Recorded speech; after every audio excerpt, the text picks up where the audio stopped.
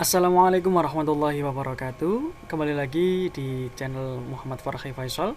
Pada kesempatan hari ini kita akan membahas tentang salah satu materi bahasa Inggris yang sangat menarik, yang mana biasanya materi ini berada di jenjang SMA.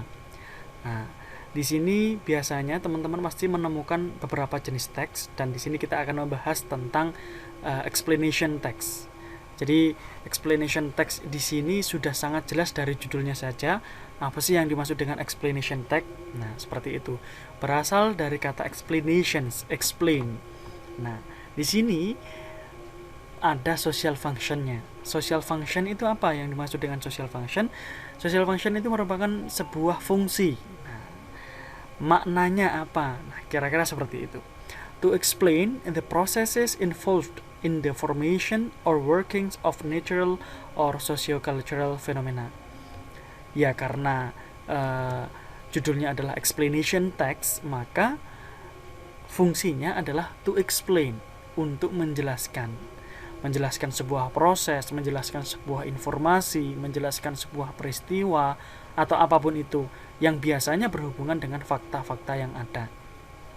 Nah, di sini sudah ada sebuah teks, yaitu A Brief Summary of Speech Production. Ini merupakan salah satu explanation text ya, salah satu contoh explanation text yang mana kita sudah mengetahui fungsinya, yaitu untuk menerangkan, to explain, menerangkan sebuah informasi, menerangkan sebuah data atau event. Nah, seperti itu. Biasanya teman-teman pasti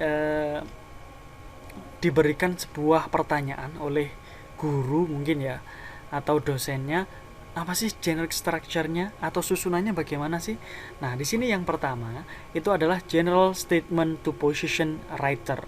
Jadi di sini nanti akan ada sebuah general statement atau general information yang berhubungan dengan informasi-informasi secara umum terlebih dahulu, dan di mana posisi dari seorang penulis itu sendiri.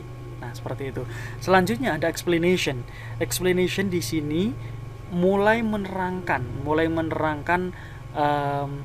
secara detail, baik itu berhubungan dengan paragraf. Biasanya kan di setiap paragraf itu memiliki ide pokok, dan di setiap ide pokok tersebut ada elaborationnya atau sebuah penjelasannya. Nah, jadi paragraf 2, paragraf 3 dan seterusnya itu biasanya berhubungan dengan explanation. Nah, biasanya di sebuah paragraf atau sebuah teks ya, khususnya di explanation text itu sendiri, pasti akan ada general statement atau general information, karena untuk menggiring sebuah surface information, untuk menggiring sebuah informasi yang general terlebih dahulu, supaya pembaca itu mengetahui, oh ini dibahas tentang apa, misalkan seperti itu. Dan untuk selanjutnya itu berisi tentang penjelasan-penjelasan yang signifikan secara detail oleh penulis mengenai teks tersebut. Di sini jadi cuma ada dua saja generic structure-nya. Yang pertama adalah general statement to position the writer, and the last is explanations. Tergantung mau explanation-nya itu berapa paragraf, tergantung penulisnya. Misalkan kita ambil contoh A Brief Summary of Speech Production. Speech production is made possible by the specialized movements of our vocal organs that generate speech sound wave. Jadi di sini menunjukkan sebuah definisi, menunjukkan sebuah informasi secara umum tentang speech production itu apa. Selanjutnya ada like all sound production, speech production requires a source of energy, bla bla bla dan seterusnya. Itulah yang dinamakan dengan explanation. Baik itu paragraf ketiga dan paragraf keempat juga. Selanjutnya, di sini ada signifikan grammatical features.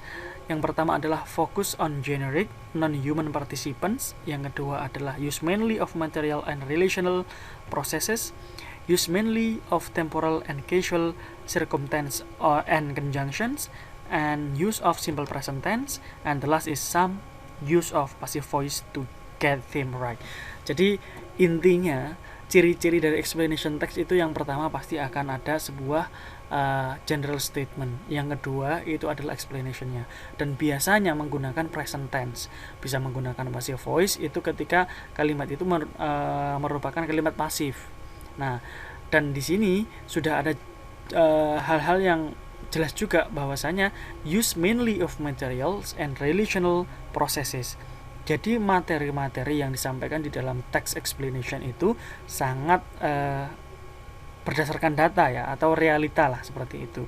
Tidak hanya sebuah legenda. Nah, karena legenda itu termasuk bukan termasuk explanation text, tapi sudah termasuk teks-teks yang lainnya. Nah, seperti itu. So, the conclusion is explanation text to explain the process, or to explain the information, or to explain the event. How about the generic structure? The first is general statement and the last is explanations. And how about the characteristic of the explanation text? Always use simple present tense, sometimes use passive voice, and of course always use materials and rational processes.